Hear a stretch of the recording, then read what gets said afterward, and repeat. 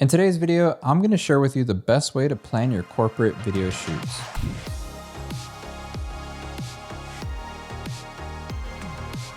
Welcome back to SAVP. My name is Angelo, and in our last video, we discussed the ins and outs of conducting corporate interviews. In this video, we're diving into planning and executing a corporate video shoot from start to finish. Now, when I'm talking about corporate video production, I mean everything from promotional videos, testimonials, company highlights, or videos showcasing products and services. Today, I'm going to dial in on a common project type that I frequently handle: interview-driven videos. This usually features 3 to 4 interview subjects, B-roll, drone video, and it's all shot within a 6 to 8 hour window. Once you've nailed down the story you want to tell, prepped your interview questions, and crafted a shot list, it's time to get into the nitty-gritty of scheduling and logistics. The secret is to divide your day into 3 chunks: setting up, conducting interviews, and then collecting the B-roll. We plan these steps in this order since the setup and the interviews usually take up the most time. And even if you have a shot list, doing the interview before getting the B-roll might clue you into more B-roll that you didn't think of before. Now let's talk about setting up. Make sure to arrive 1 to 2 hours early before you start rolling the cameras. Most people in organizations that you work for are going to prefer a quicker setup, which is ideally an hour. They want this in order to minimize distractions in the workplace. So in this small window, you have to pick an optimal location, get your camera set up, your audio, and your lighting all in 1 hour. So if you can, try to push for 2 hours, and if it's possible, try to get 3 and 4 so that way you can craft the best looking interview. If your first interview starts rolling like at 9 a.m., plan to arrive at either 7 or 8 a.m. for that setup time. If you have the budget, hire a PA. Having someone from your team help set up and stand in as a placeholder for framing can really streamline this whole process. It also gives you the freedom to adjust the room layout or experiment with lighting without feeling rushed. Once your equipment is set up, it's time to tackle as many interviews as possible. If you're planning to film multiple interviews, ideally you want to tackle all of them in one go. This makes sense because your equipment setup for conducting interviews is very different than your setup for collecting B-roll. If you can't line up the interviews back to back, try setting up the equipment away from your B-roll locations. This way, transitioning back to interviews is smooth and your setup remains undisturbed when you're capturing B-roll. Personally, I like to block off 30 to 60 minutes for each interview subject.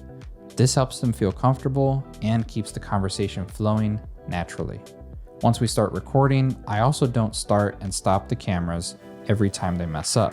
If they mess up, they just pick it up from where they left off and they keep going. I keep the cameras on the whole time. It makes the whole process much more easy and comfortable for your clients. If you want more tips on conducting interviews, we created a whole video about it, which you can watch here. It goes over how to prep your subject, gives you practical setup tips for conducting interviews, and goes over crafting the perfect interview questions. Now let's get back to planning your production day. In some occasions, clients want the interview spread out across multiple locations. While this is a little bit more stressful, it's great to introduce some more variety for your shots and your backgrounds. When this happens, it's best to allocate a 30-minute window to relocate your gear. This ensures that your team has a seamless and stress-free transition. If you don't block out the time to move your equipment, you'll be rushing between interviews, and that's always a good recipe for disaster. So please block that time off. And if part of the plan does include using multiple locations, I'd think about using lighter equipment because it can be extremely helpful on you and your team when you have to walk long distances. You're not going to tear down all of your equipment and build it back up in a separate location. You're simply just going to pick it up and walk there. It's a lot faster than tearing it down and setting it up again. Now, if you started the day early to film your 3 to 4 interviews, it's likely around noon or 1 p.m. now, which is actually perfect timing for lunch. This break is crucial to stave off fatigue for both you, your crew, and your clients. I don't care what you think, if you don't make time for lunch, you're gonna have an unhappy crew, and your clients will leave feeling the day exhausted and stressed from the long shoot day. When everyone is having a good time, then that directly influences the final product and the quality of your video. I can't stress that enough. Now, when you're back from lunch, it's time to shift your focus to B-roll. and gather all of the supporting shots for your video, and maybe even some drone footage for those establishing shots.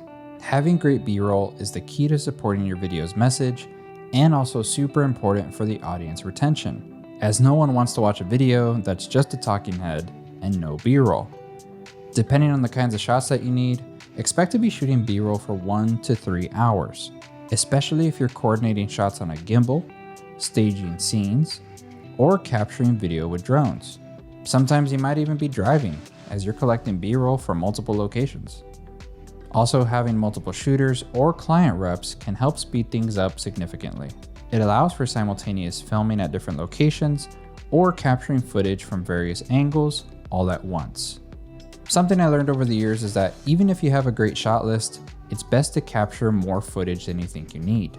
This includes shots of company signage, logos, buildings, employees, products, anything that makes sense to put in the video or to use for future shoots with that company.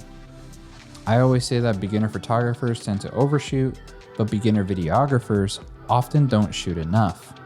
9 times out of 10, over collecting on your B-roll is a lifesaver in post-production, making sure that your project is a success every time. It's also a good idea to film all of your B-roll in 60 frames, as that's an easy way to stretch the footage length if needed, which maximizes the usability of your shots.